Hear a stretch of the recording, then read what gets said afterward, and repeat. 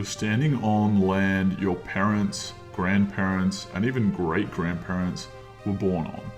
A country your ancestors built, fought for, bled for.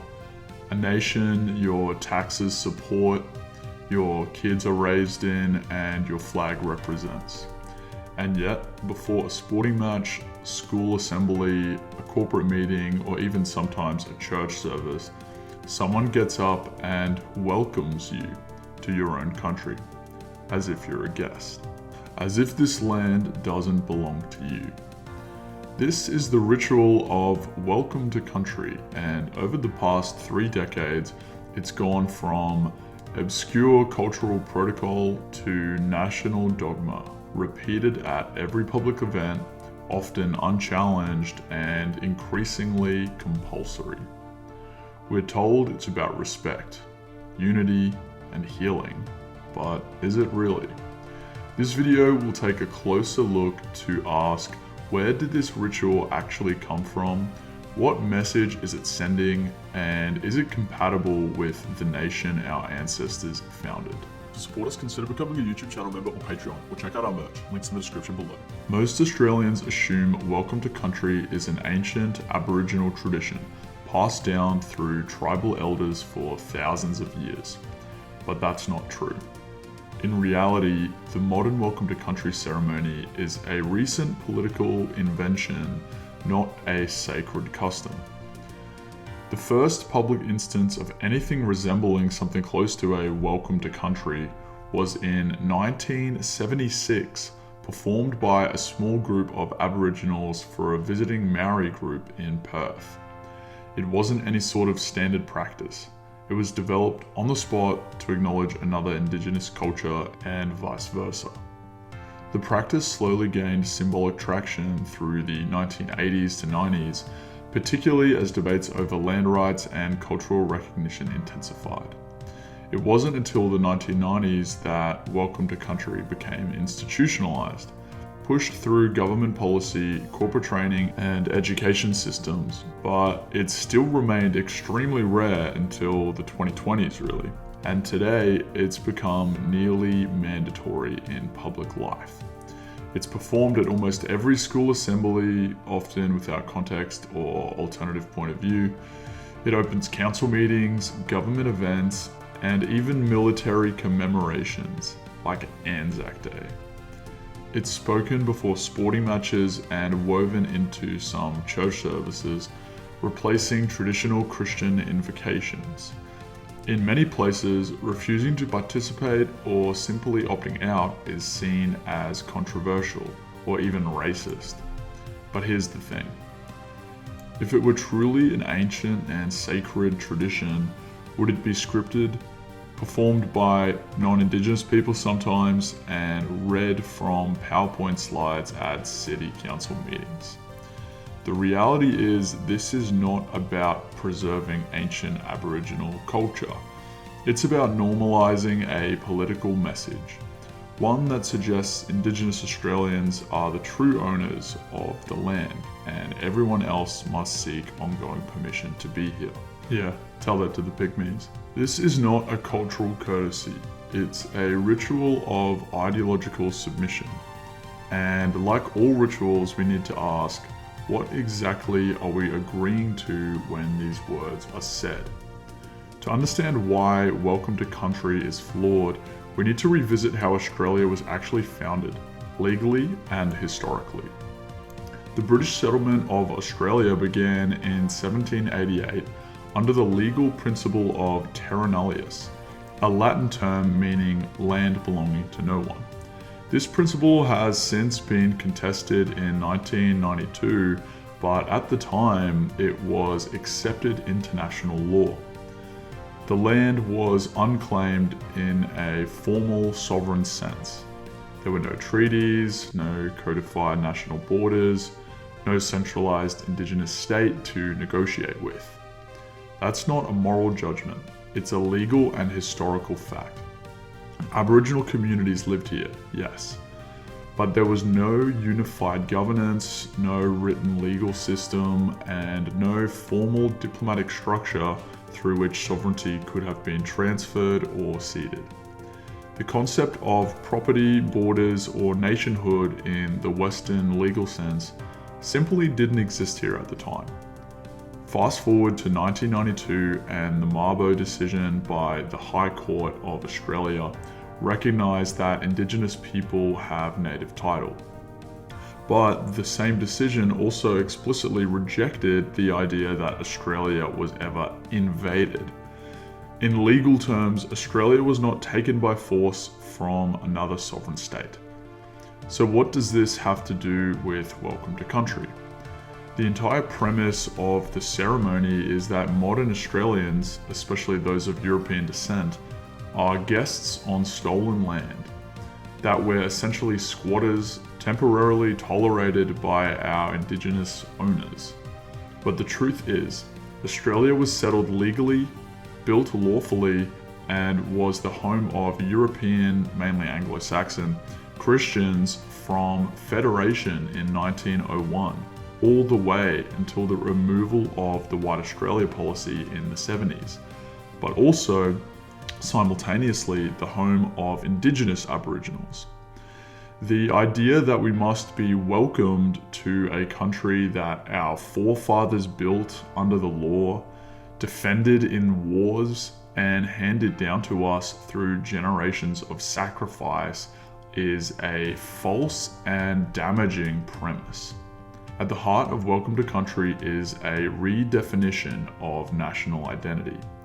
It sends the message that unless you have Indigenous blood, your connection to this land is conditional, that you need to be welcomed before you can speak, gather, have a sporting event, or live with moral legitimacy. But this contradicts everything a healthy nation stands for. And from a historical perspective, the settlers, farmers, builders, and soldiers who came to this land, including your ancestors and mine, were not invaders. They were pioneers and settlers.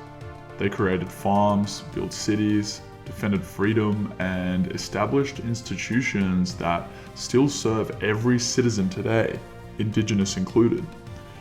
When we participate in and tolerate Welcome to Country, we are affirming the idea that their sacrifice was illegitimate, that they had no right to be here. That's not humility. That's historical betrayal.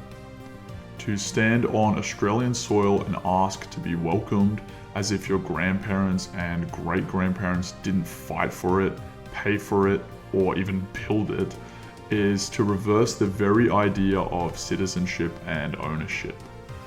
You don't need to be welcomed to your own country. You're being asked time and time again to affirm that someone else owns the land, that your presence here, even as a citizen born in this country, is only legitimate with acknowledgement or permission. This is borderline a humiliation ritual. And like all public rituals, the repetition matters more than the wording sometimes. Over time, the ceremony forms a civic religion, one built not around the truth and shared identity, but around guilt and submission. It's a constant reminder that because of your ancestry, you owe something. Not for what you've done, but for who you are. Your bloodline is apparently the problem, and the ritual is your act of contrition. This idea eerily mirrors the religious concept of original sin, but without redemption. In Christianity, sin is real, but so is forgiveness.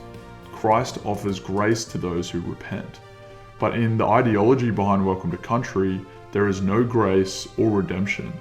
There is only permanent guilt over history that has been massively revised.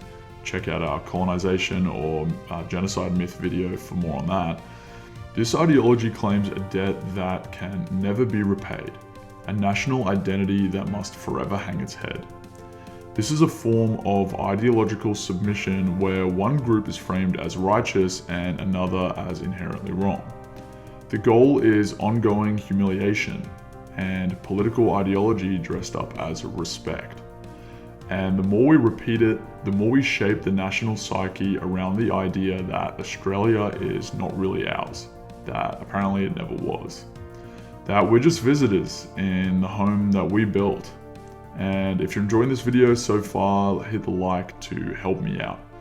So why has welcome to country been pushed so aggressively? Why has it gone from fringe custom to mandatory ritual in just a couple decades? Well, because it aligns perfectly with the broader goals of cultural Marxism and foreign-backed globalist ideology. At its core, cultural Marxism seeks to undermine traditional pillars of society, the family, the church, the nation, and replace them with identity-based power struggles. Instead of rich versus poor, it reframes society as a contest between the oppressor, which is the majority, and the oppressed, which are the minorities, with mainly the white race, especially white males, as the villains. Welcome to Country fits this framework exactly. It divides people by race and heritage, not citizenship. It rewrites national identity to center Indigenous victimhood and European white guilt. It delegitimizes the foundation of Western settlement, law, faith, and borders by framing them as unjust impositions. By painting Australia's founding as an act of theft, this ritual erodes the moral authority of the nation itself. And once a country doubts its moral legitimacy and history, it becomes vulnerable to external forces. Whether those are unchecked immigration, foreign influence, or transnational political structures. In other words, globalism thrives where national confidence dies. And we've sure seen that in our nation over the last 20 to 30 years. This isn't a conspiracy theory. It's an observable fact. As Western nations have embraced guilt-based politics, they've become more fragmented, less secure, and more dependent on centralized institutions. The traditional national identity, shaped by shared culture, history, and faith, has been replaced with a fragile coalition of grievance groups and bureaucrats. Welcome to Country is a ritual expression of this new order. It sends a message: this land is not yours, your history is not valid, your nation is founded on shame. But Christians and nationalists and any sane people really must respond. That is a lie. The settlement of Australia was not 100% perfect, but it was completely lawful at the time. The people who built this nation were not invaders, they were pioneers, missionaries, settlers, and families. They brought with them law, order, faith, and civilization to a place that had none of those things and hadn't even invented the wheel. And the legacy that our ancestors brought deserves to be honored and not condemned. We must stop participating in or tolerating rituals that train us to surrender our national identity.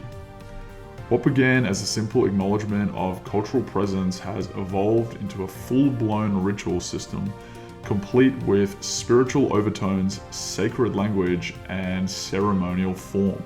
In many settings, it has replaced Christian prayer entirely. In parliaments, schools, and civic events, Welcome to Country often opens proceedings, sometimes followed by silence, sometimes not. It includes invocations of elders past and present, and the spirit of the land and ancestral forces. Smoking ceremonies, chanting, and blessings are incorporated, often by government employees or education officials, regardless of whether the audience believes in those traditions or not. This is no longer cultural acknowledgement. It is functionally a spiritual substitute. And for Christians, that should be deeply concerning, as Christians believe the spirits of their past elders are not actually the actual elders, and that the spirit of the land, that they're all demonic spirits, demons, is what Christians believe. From the Indigenous point of view, smoking ceremonies and chantings are all to keep those spirits happy and at peace, which once again, from a Christian point of view, demons.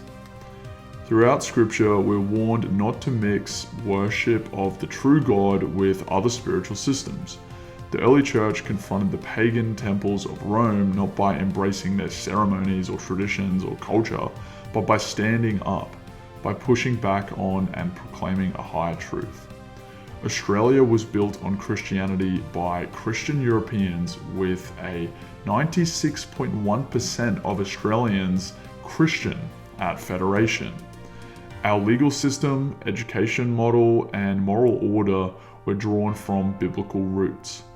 To replace public prayer with spiritualized land invocations is not neutral. It's a religious shift. It invites Australians to participate, knowingly or not, in a form of mystic paganism, engaging with unknown spiritual forces. The rest of the nation should not be required to join in their spiritual practices, especially when it means replacing biblical truth with tribal spirituality. So what now? Do we all just boo at an event when Welcome to Country comes on? Or take up a leaf from the One Nation senators and stand up with our backs turned? Well, that much is up to you. But whatever we do, we must remain firm in our conscience and convictions. Christians, nationalists, and all true Aussies for that matter, especially those who believe in God or the integrity of Australia's founding or in your heritage, must stop participating in and tolerating these rituals based on lies. You don't necessarily need to be rude or to cause a scene. Once again, that's up to you. But you also don't need to submit yourself to a ceremony that says you don't belong in your own country. The truth is, Australia belongs to its people. It's not just those with ancestral claims. It was founded legally, built sacrificially, and shaped by a European Christian moral framework that blessed every citizen, Indigenous and non-Indigenous alike. We should of course honour and treat Aboriginal Australians as fellow citizens. We should speak honestly about the past, but we must never affirm rituals that undermine our nation's foundations or confuse the next generation about who we are and what we stand for.